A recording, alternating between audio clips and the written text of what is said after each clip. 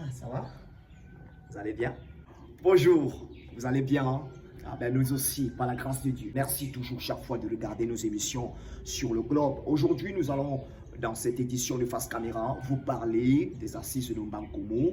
Comme vous le savez, l'Africa Foot du 17 au 18 juillet 2026 organise les assises techniques en rapport avec nos sélections nationales. Et le thème choisi, le voici, construire une identité nationale de jeu et un système uniforme de sélection pour nos équipes nationales. Alors, nous voulons juste questionner une chose. Hein.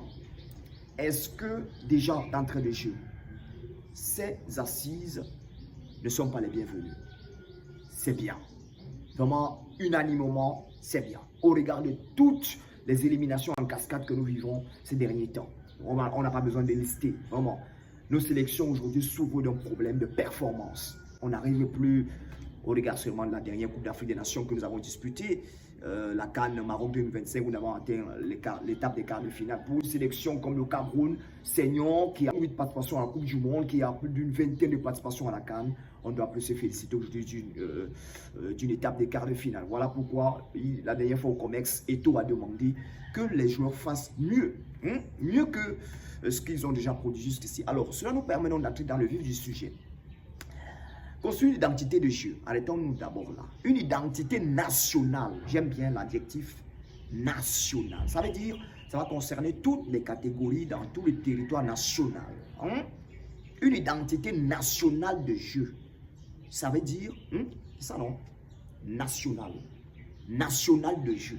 Ça veut dire, quand on parle foot au Cameroun, il y a une façon de jouer. Un peu comme l'Espagne. Vous voyez, que ce soit U17, U23, l'Espagne a la même façon de jouer. Ça, c'est pour que vous compreniez un peu ce qu'ils disent dans identité nationale de jeu.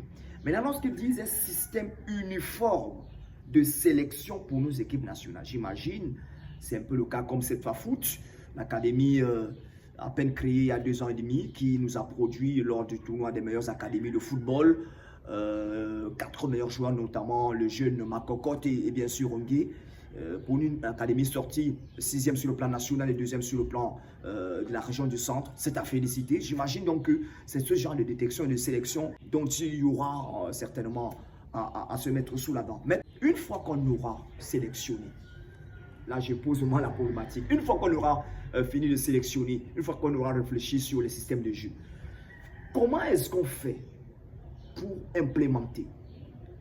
Il va se poser le problème de formation de nos entraîneurs. Est-ce que nos entraîneurs ont le niveau requis pour entraîner une sélection nationale? Première question. Parce que lorsque vous allez rencontrer une sélection comme la Belgique, qui est entraînée par un entraîneur qui a, excusez la tautologie, hein, un entraîneur qui a un niveau peut-être UEFA. Lorsque un Thomas Tuchel ou bien un Lionel Scaloni va déployer un système de jeu plus adapté, plus modernisé, plus actualisé que le vôtre, il va se poser pour une formation des entraîneurs, pour intégrer le système de jeu que vous allez mettre sur pied.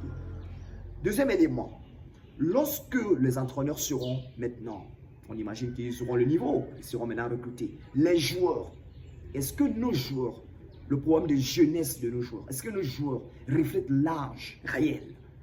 Vous allez voir les Espagnols, on vous dit Lamine Yamal, 19 ans, on voit les faits, il est né, Messi l'a lavé et tout, ça se voit. Est-ce que quand un joueur vous dit aujourd'hui que j'ai 20 ans, est-ce que c'est réellement 20 ans?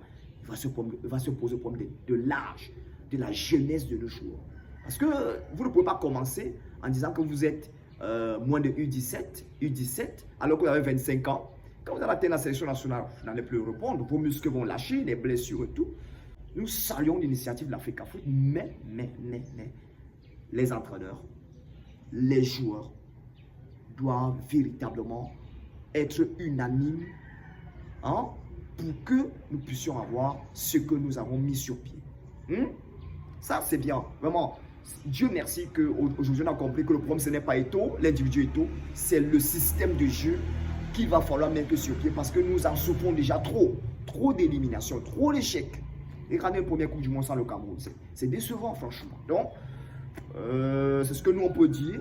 Donc, j'espère que l'Africa Foot, avec la direction technique nationale, parce que la direction technique nationale doit être forte très forte pour que le système de jeu soit nationalisé. Maintenant, lorsqu'il va falloir détecter, il va falloir qu'on détecte des joueurs compétents qui ont l'âge requis, l'âge réel requis, et puis qu'on puisse véritablement prendre un coach qui respecte ce qu'on aura pensé comme philosophie de jeu, et au coach maintenant à son tour de prendre les joueurs qui vont épouser son système de jeu qui sera également pensé dans ses assises. Alors, en bons travaux, on sera véritablement de tout cœur avec vous. On va suivre cette actualité de bout à bout jusqu'à samedi. Bye bye.